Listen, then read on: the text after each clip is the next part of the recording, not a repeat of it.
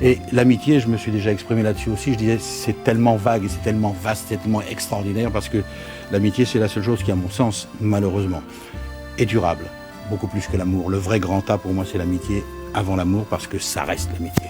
آلن دلون یکی از زیباترین و محبوبترین هنرپیشه‌های فرانسوی هستش که چهره جذابش باعث موفقیت اون شد. اما خود این هنرپیشه دوست داشت به خاطر فیلم‌هایی که بازی کرده به یاد بیارنش، نه به خاطر صورت زیباش. جدایی پدر و مادرش در سن 4 سالگی باعث شد اون طعم تلخ تنهایی رو بچشه و به یک پسر بچه یاغی تبدیل بشه. زنها و دختران دیوانه وار اون رو دوست داشتن و بزرگترین حامیان اون بودن. اگرچه آلن دلون یکی از زیباترین مردان تاریخ سینمای جهان بود، اما در زیر این چهره جذاب لایه‌های تاریک و پنهانی داشت که به نقش‌هاش عمق میداد. زندگی چشم آبی سینمای فرانسه حواشی زیادی داشت و در سالهای پایانی عمرش به تیتر اصلی خبرها تبدیل شده بود. چرا اون قصد داشت با مرگ خودخواسته به زندگیش پایان بده؟ ماجرای کشف 72 قبض اسلحه در خونه اون چی بود و آیا آلن دلون با جنایتکارها در ارتباط بود؟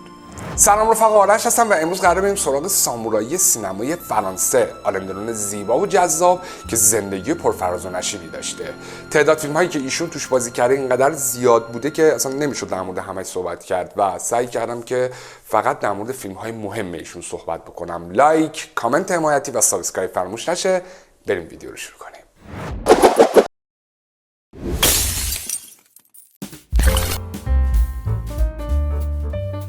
آلن فابیان موریس مارسل دلون در سال 1935 در دهکده‌ای به نام سو در نزدیکی پاریس به دنیا اومد. پدرش فرانسوا فابیان دلون اصالتی فرانسوی ایتالیایی داشت و یک آپاراتچی سینما بود و مادرش ادیت ماری سوزان اصالتی فرانسوی آلمانی داشت و در یک داروخونه کار میکرد. اونها از لحاظ مالی زندگی متوسطی داشتن و پدر و مادر آلن وقتی که اون فقط 4 سال داشت از هم جدا شدن و این اتفاق تاثیر زیادی روی این کودک گذاشت. خانواده آلن به دلایل نامعلوم توانایی نگهداری از این کودک رو نداشتن و سرپرستی اون رو به یک زندانبان دادن. خونه اون زندانبان دقیقاً روبروی زندان بودش و آلن مجبور بود با بچه‌های همبازی بشه که پدر اونها هم زندانبان بود و از همون دوران بود که احساس تنهایی به سراغ این پسر بچه اومد. آلن در 6 سالگی به مدرسه شبانه روزی رفت که توسط راهبان کاتولیک اداره میشد و این مدرسه باعث شد از همون دوران کودکی آلن با مباحث مذهبی آشنا بشه.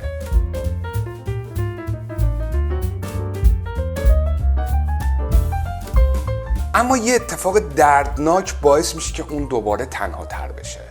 2 سال بعد و در سن 8 سالگی زن و شوهری که اون رو به سرپرستی گرفته بودن در یک تصادف کشته میشن و آلن مجبور میشه که برگرده و با مادرش زندگی بکنه. به خاطر طرد شدنش توسط پدر و مادر اون احساس سربار بودن و تنهایی داشت و همین مسائل باعث شد اون تبدیل به یک پسر سرکش بشه و بارها هم مدرسه اخراج شد و در نهایت در 15 سالگی درس و مدرسه رو رها میکنه. مادر آلن در اون دوران با یک قصاب ازدواج کرده بود و اون مرد هر روز آقای آلن دلون رو با خودش به مغازه میبرد تا حرفه قصابی رو بهش یاد بده، اما آلن هیچ علاقه به این شغل نداشت و به همین دلیل بود که در سن 17 سالگی به سربازی رفت و شروع به خدمت در ارتش فرانسه کرد. اون در نیروی دریایی ارتش به عنوان چترباز خدمت میکرد و در سال 1954 در جنگ هندوچین حضور داشت. اما به خاطر دزدیدن یک جیپ کارش به دادگاه نظامی کشید و 11 ماه به زندان افتاد و بعد از ارتش اخراج شد. البته این زندان رفتن همچین چیز بدی هم برای آقای آلن دلون نبود و باعث شد که ایشون از یک آدم سرکش و خام تبدیل به یک انسان پخته بشه. خود ایشون در خاطراتش گفته که در اون دوران دوستانی پیدا کردم که با اونها حرف میزدم و اونها به حرفهای من گوش میکردن. آلن در سال 1956 و بعد از آزادی از زندان به عنوان باربر و پیشخدمت در کافه‌های پاریس شروع به کار کرد که محل رفت و آمد هنرمندهای سینما بود و اون با افراد بزرگی آشنا شد و همین آشناییت‌ها باعث شد تا اون در جشنواره کن سال 1957 شرکت کنه. اون در این کافه با بازیگری مثل کلود بریالی آشنا میشه و اونها با هم دوست میشن و اون در سال 1957 از آلن دعوت میکنه که با هم به جشنواره فیلم کن برن و این تصمیم زندگی آلن رو برای همیشه عوض میکنه. آلن که یک آدم معمولی بود، اصلا نمیدونست بازیگری چیه، یه دست کچه‌وار اجاره میکنه، به این مراسم میره و تو اونجا یک استعدادیاب به نام هنری ویلسون ایشون رو میبینه. جذب زیبایی آلن دلون جوون میشه و بهش میگه آقا برو زبان انگلیسی تو خوب کن، بیا هالیوود، کار جمعه، تو بازیگر میشی. اما آقای آلن دلون ترجیح میده در فرانسه بمونه و در اونجا وارد حرفه بازیگری بشه. توی این مراسم میشل کوردو که همسر کارگردانی به نام ایو آلیگره بود جذب زیبایی این جوون میشه و تصمیم میگیره به اون کمک کنه تا بازیگر بشه. این خانم شوهرش ایو آلیگره رو مجبور میکنه تا در فیلم بعدی این کارگردان که اسمش وقتی زنی دخالت میکند بود، محصول سال 1957، نقش کوتاهی به این جوون 21 ساله بده. در این فیلم دلون نقش یک گنگستر خشن رو بازی میکنه و فیلم وقتی زنی دخالت میکند میشه دروازه ورود این هنرپیشه به بازیگری.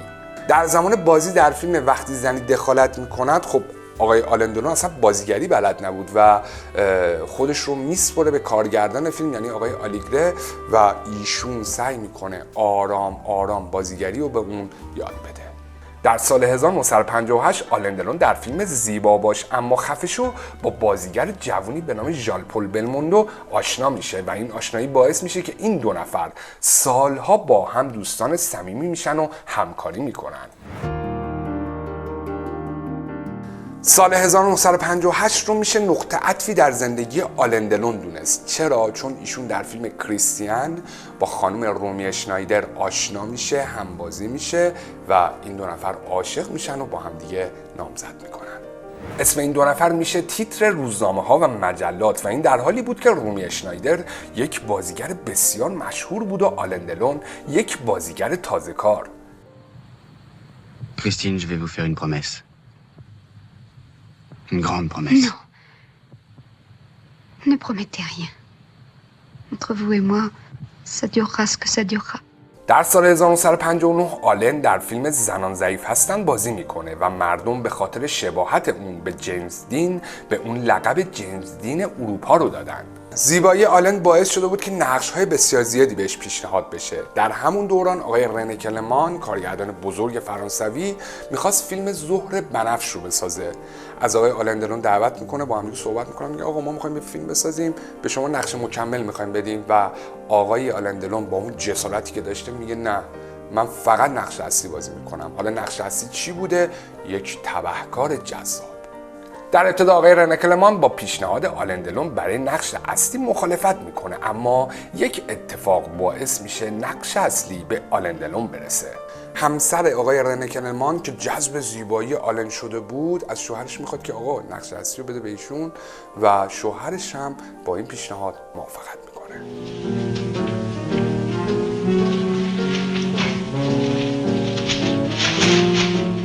آلن دلون به خاطر زیباییش همه خانوم‌ها دوستش داشتن و به خاطر همین موضوع بوده که اون در مصاحبه‌ای گفته من خیلی زود متوجه شدم زنها دیوانه من هستن.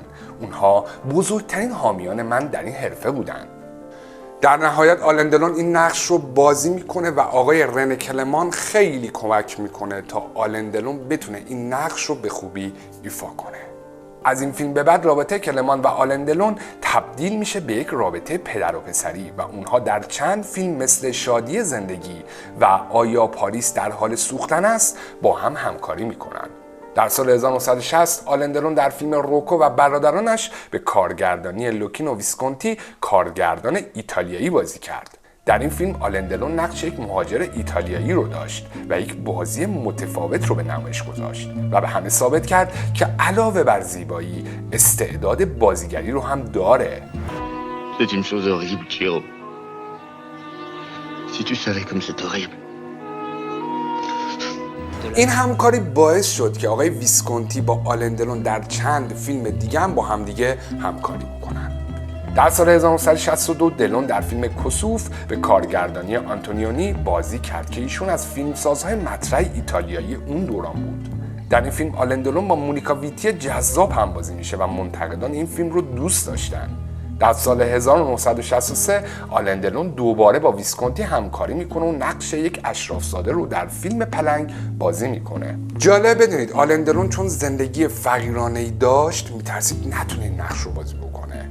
بعد آقای ویسکونتی کارگردان فیلم میکشتش کنار، یه قربون شکلت برم، تو قیافت اشرافزاده است، همین برای فیلم من کافیه. Cos'è questa? È la croce di cavaliere della Corona d'Italia. Appunto, qui non basta. آلن دلون 28 ساله بعد از همکاری با کارگردان‌های بزرگ تبدیل به یک ستاره مشهور شده بود و در سال 1963 در فیلم هر شماره‌ای میتونه برنده باشه با ژان گابن اسطوره سینمای فرانسه همبازی شد. آلن دلون طرفدار و عاشق ژان گابن بود. در زمان جنگ اون به سینما میرفت و فیلم‌های این هنرپیشه رو تماشا میکرد و از اینکه با این هنرپیشه همبازی شده خیلی خوشحال بود، تا جایی که حاضر شد دستمزدش رو کاهش بده تا بتونه با این بازیگر بزرگ فرانسوی همبازی بشه. آلن دلون در مصاحبه‌ای گفته بود که من اصلا فکرشو نمی‌کردم که بخوام وارد حرفه بازیگری بشم، چه برسه به این که بخوام با ژان گابن بزرگ همکاری بکنم. و جالب بدونید که آقای آلن دلون با اینکه کاهش دستمزد داد، ولی چون آدم اقتصادی بوده تهیه کننده فیلمو میکشه کنار، میگه آقا من کاهش دستمزد دادم اما امتیاز اکران خارجی مال منه و تهیه کننده فیلم هم قبول میکنه. در نهایت فیلم هر شماره‌ای میتونه برنده باشه اکران میشه و با استقبال زیاد مردم روبرو شد. اواسط دهه 60 آلن خیلی پیشرفت کرده بود، محبوبیتش روز به روز بیشتر میشد، اما در زندگی شخصیش با خانم رومی اشنایدر مشکل داشت. ایشون به بهانه مشغله کاری و فیلمبرداری و این داستانا هی ازدواجش با خانم رومی اشنایدر رو عقب مینداخت. در اون دوران محبوبیت و شهرت آلن دلون از خانم رومی اشنایدر هم بیشتر شده بود و خبرهای خیانت آقای آلن دلون به گوش خانم رومی اشنایدر میرسید و در اون دوران شایع شده بود که ایشون با یک خانومی به نام نیکو در رابطه بوده، یه فرزندم ازش داره، ولی خب ایشون بعدها داشتن این فرزند و این داستانا رو کلاً تکذیب کرد. در هر حال دلون در سال 1964 نامه‌ای به رومی اشنایدر می‌نویسه و نامزدیش رو با اون به هم میزنه.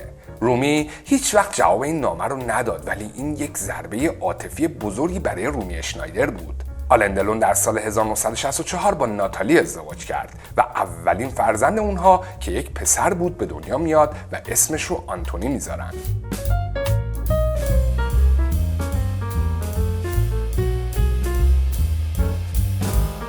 اون دوران برای این هنرپیشه بسیار موفقیت آمیز بود و در چند فیلم هالیوودی هم نقش آفرینی میکنه که از معروفترین اون فیلم ها رولز رویز زرد بود و با اینگرید برگمن همبازی شد.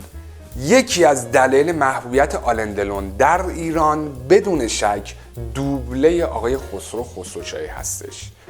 جالب بدونید تا قبل از فیلم رولز رویز افراد دیگه‌ای به جای آقای آلن دلون صحبت می‌کردند و از این فیلم به بعد بود که آقای خسرو خسروشاهی به جای آلن دلون صحبت میکنه و مورد تایید قرار میگیره و از این به بعد بود که هر موقع آقای آلن دلون فیلم بازی میکرد سریع آقای خسرو خسروشاهی رو صدا میکردن که جای آلن دلون صحبت بکنه.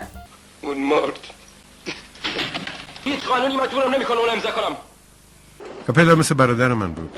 تقصیر تو نیست. تغییر زمان دست تو نبوده. نه.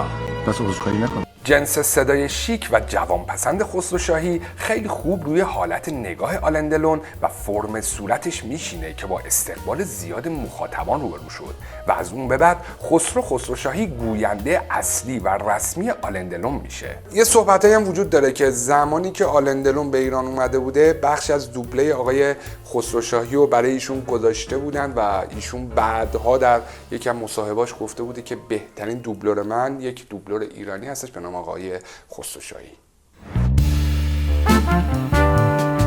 سال 1967 نقطه عطف دیگه‌ای در زندگی آلن دلون بود. در این سال اون در فیلم سامورایی به کارگردانی ژان پیر ملویل نقش آفرینی میکنه و با همسرش ناتالی همبازی میشه. در این فیلم دلون نقش جف کاستلو رو بازی میکنه که یک قاتل حرفه‌ای و مرموز هستش و بازی فوق‌العاده‌اش شما رو میخکوب میکنه. آلن دلون بعدها در مسابقه گفته بود که این شخصیت شباهت زیادی به شخصیت واقعی خودش داشته. علاوه بر بازی بی‌نظیر آلن دلون در فیلم سامورایی، کارگردانی این فیلم هم که بر عهده ملویل بود درخشان از کار در اومد و این دو هنرمند در 2 فیلم دایره سرخ و پلیس با هم همکاری کردند. سامورایی یکی از بیادماندنی ترین فیلم های تاریخ سینماست و شخصیت جف کاستلو تا سینماست در یاد ما میمونه. Peut-on connaître le nom, l'adresse et le numéro de téléphone de cette heureuse personne? C'est vraiment nécessaire? Comme vous voulez. Mais un suspect sans alibi, ça se garde. Jeanne Lagrange. با اینکه آلن در بازیگری پیشرفت زیادی کرده بود، اما رابطه اون با ناتالی خیلی گرم نبود. آلن دلون به خاطر کودکی سختی که تجربه کرده بود و پدر و مادری بالای سرش نداشت، نتونست یک پدر و شوهر خوبی باشه. و دقیقاً اتفاقی که در 4 سالگی برای آلن افتاده بود و پدر و مادرش از هم دیگه جدا شدن، دقیقاً همین اتفاق هم برای فرزند خودش آنتونی افتاد. و زمانی که آنتونی فقط 4 سال داشت، آلن دلون از ناتالی جدا شد. در سال 1968 یکی از محافظان آقای آلن دلون به نام استفان مارکوویچ به قتل میرسه و جنازه ایشون توی یک سطل زباله پیدا میشه. برادر آقای مارکوویچ به استناد یک یادداشت میگه که آقای آلن دلون و دوستانش مسئول این قتل هستن و ادعا کرده که خانم ناتالی و آقای مارکوویچ عاشق هم دیگه بودن و زمانی که آقای آلن دلون متوجه این موضوع میشه دستور قتل آقای مارکوویچ رو صادر میکنه. آلن دلون به خاطر این قتل 35 ساعت در بازداشت بود و بعدها اعلام شد این قتل به دلیل سیاسی بوده. در هر صورت این اتفاق باعث شد که به حرفه این هنرپیشه لطمه بخوره. بعد از ماجرای قتل محافظ آلن دلون، اتفاق عجیب دیگه‌ای باعث شد که این هنرپیشه سر زبون‌ها بیفته. اون هم همبازی شدن با نامزد سابقش رومی اشنایدر در فیلم استخر بود که در سال 1969 منتشر شد. اما همکاری این دو هنرمند باعث نشد که اونها دوباره زندگی تازه‌ای رو شروع بکنن، چون در اون دوران خانم رومی اشنایدر ازدواج کرده بود و آقای آلن دلون با خانم میری دارک در رابطه بود. بازی در این فیلم دلون و رومی رو تبدیل کرد به 2 رفیق صمیمی و خانم رومی بعدها در مصاحبه‌ای گفت که آلن مهمترین مرد زندگی منه. اون همیشه در دسترسه و هر لحظه که بخوام به من کمک میکنه.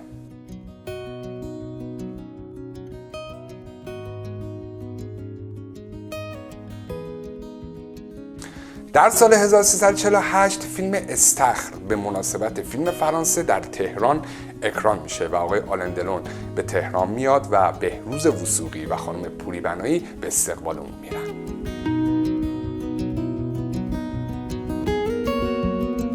در همین سال 1969 آلن در فیلم دسته سیسیلی ها با ژان گابن و لینو ونتورا بازیگر ایتالیایی همبازی میشه و نقش یک قاتل خونسرد رو بازی میکنه.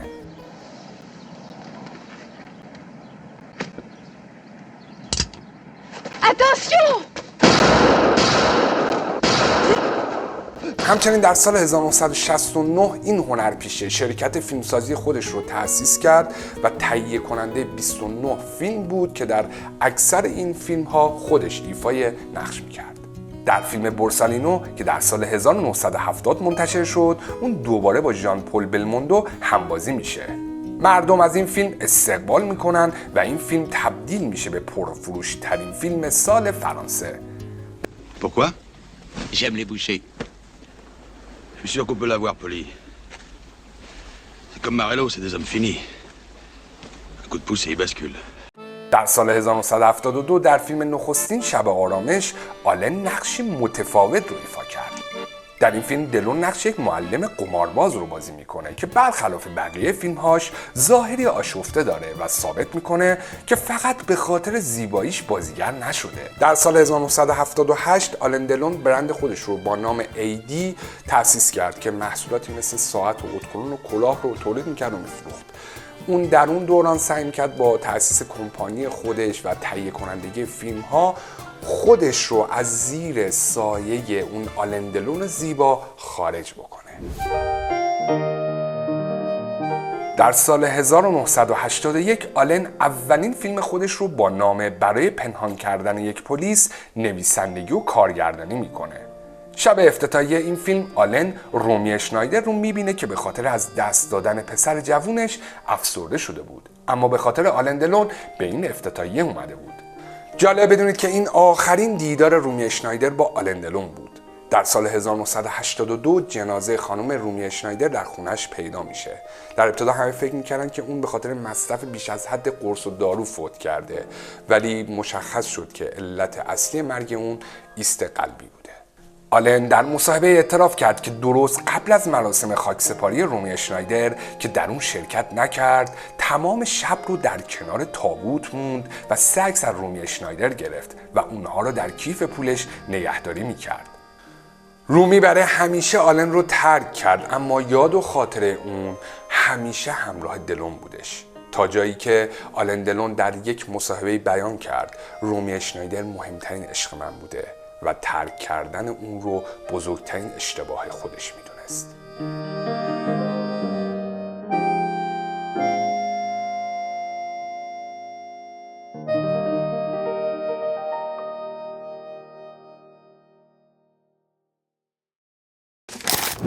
در سال 1984 آلن در فیلم داستان ما به نقش آفرینی پرداخت و جایزه بهترین بازیگر مرد از جشنواره سزار رو دریافت کرد. در سال 1987 آلن دلون در 52 سالگی با یک مدل 22 ساله هلندی به نام روزالی وارد رابطه شد و اونها صاحب یک دختر و پسر به نامهای آنوشکا و آلن فابیان شدند. در همین سال آلن خونه 12 هکتاری خرید در دوشی فرانسه و سعی کرد به جای بازی کردن در فیلم ها در کنار خانواده‌اش باشه. این هنرپیشه در سال 1990 با کارگردان بزرگ فرانسوی ژان لوک گودار در فیلم موج نو که یک فیلم فانتزی بود همکاری کرد. آلن در سال 1997 در فیلم نیمه شانس در کنار ژان پل بلموندو به نقش آفرینی پرداخت و از بازیگری خداحافظی کرد و در مصاحبه‌ای گفت: من در بیشتر فیلم‌هایی که بازی کردم یا دزد بودم یا پلیس، اما جالب اینه که فرقی نمی‌کرد نقشم چی بود. من در همه فیلم‌ها تنها بودم. نمیدونم، اما فکر میکنم کارگردان‌ها و حتی تماشاگران همیشه دوست دارن منو تنها ببینن. البته فیلم نیمه شانس پایان کار آلن دلون نبود و اون در چند فیلم دیگه هم نقش‌های کوتاهی بازی کرد. در سال 2000 رابطه آلن با خانم روزالی به هم خورد و اونها از همدیگه جدا شدن. آلن دلون 20 سال پایانی عمرش رو تنها زندگی کرد و تنها همدمهاش سگ‌ها و دوستان قدیمیش بودن. اون توی حیاط خونهش یک مقبره برای سگ‌هاش درست کرده بود که هر کدوم می‌مردن اونجا دفنشون می‌کرد و یک مقبره هم در وسط اونجا درست کرده بود که اگر زمان خودش فوت کرد اونجا خاکش کنن. نکته دیگه درباره سگ‌های آلن دلون این بود که محبوب ترین سگ ایشون لوبو بود که دلون وصیت کرد این سگ رو بکشن و به همراه خودش دفن کنن، اما خانواده اون به درخواست فعالان حقوق حیوانات اقدام به این کار نکردن. آلن دلون به سینمای مدرن علاقه نداشت و از نظر اون سینمای مدرن دارای محتوای سطحیه و درونمایه اون صرفاً تجاریه نه حرفه‌ای و این فیلم ها وابسته به استعداد بازیگرانشون هستن. به نظر اون تولید فیلم به روش‌های قدیمی ارزش بیشتری نسبت به دوربین‌های دیجیتال و جلوه‌های ویژه امروزی دارن. اون ادعا میکنه این روش‌های جدید باعث شده که فیلمسازان تمام انرژی خودشون رو روی فیلم نذارن. آلن دلون جدا از اینکه طرفدار فیلمسازی مدرن امروزی نبود، اما فیلم‌های قدیمی خودش رو هم نگاه نمی‌کرد. دلیلش هم این بود که بسیاری از همکاران قدیمی اون مرده بودن و زنده شدن این خاطرات شیرین براش دردناک بود. آلن دلون که در سالهای پایانی زندگیش از رسانه‌ها دوری می‌کرد، اما اتفاقاتی عجیب باعث شد اسم اون دوباره در تیتر خبرها قرار بگیره. یکی از این خبرها درخواست آلن دلون برای اوتانازی یا مرگ خودخواسته بود و خبر دیگه درگیری فرزندان این هنرپیشه بر سر ارث و میراث بود. اما شاید عجیبترین اتفاق این بود که در سال 2024 پلیس 72 قبضه اسلحه و 3000 گلوله از خونه آقای آلن دلون کشف میکنه که هیچ کدوم مجوز نداشتن.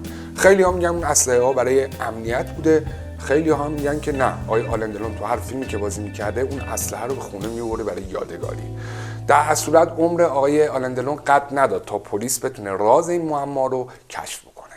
این هنرپیشه در 32مین دوره جشنواره فیلم کن سال 2019 نخل طلای افتخاری این جشنواره رو دریافت کرد. آلن دلون در زمان دریافت این جایزه سخنرانی ناراحت کننده‌ای کرد و گفت این بزرگداشت بیشتر برای من حکم مراسم تدفین قبل از مرگ رو داره. Que je pense à Mireille et à Romy.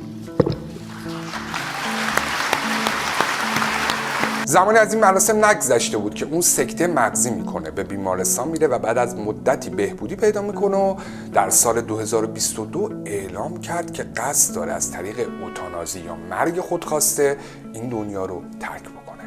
بعد از این ماجرا فرزندان دلون بر سر ارث و میراث با هم به مشکل خوردن. آلن که رابطه نزدیکی با دخترش آنوشکا داشت، قصد داشت نصف اموالش رو به دخترش بده و نصف دیگر رو بین دو پسرش تقسیم کنه، در حالی که در فرانسه ارث به صورت مساوی تقسیم میشد. در سال 2024 آلن دلون در خونه خودش در دوشی فرانسه و در سن 88 سالگی درگذشت.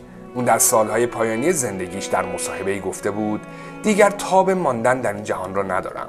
هنوز غرق در دنیای جوانیم و این روزهای سالخوردگی باقی مانده را تاب نمی آورم. از دنیای امروز متنفر و بیزارم. همه چیز مصنوعی و تحریف شده است. بدون هیچ دلبستگی و افسوسی این جهان را ترک خواهم کرد. همه چیز آماده است، حتی گوری که در معبد در انتظار منه.